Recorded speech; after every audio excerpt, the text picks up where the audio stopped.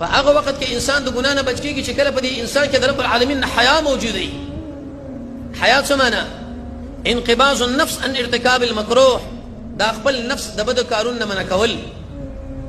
ابن حجر اسقلانی فرمایي فتح الباری کې خلق داسې اخلاق دي چې تا د ګناه نه منع کي.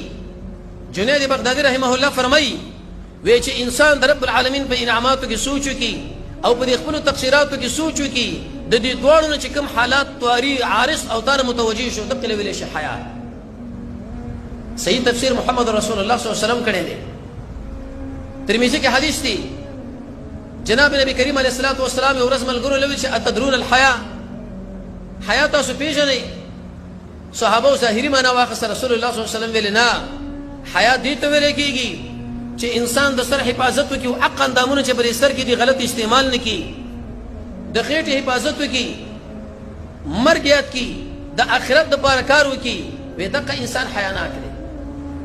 اوس ته وګوره ستا سترګې، اوس ته وګوره ستا پوزه، اوس ته وګوره ستا ژبه، اوس ته وګوره ستا غوږونه، اوس ته وګوره ستا خېټه، اوس ته وګوره ستا زړه، اوس ته وګوره ستا لاسونه، اوس ته وګوره ستا پښې په کوم ځای کې استعمالېږي؟ د الله په طاعت کې که په ګناه کې؟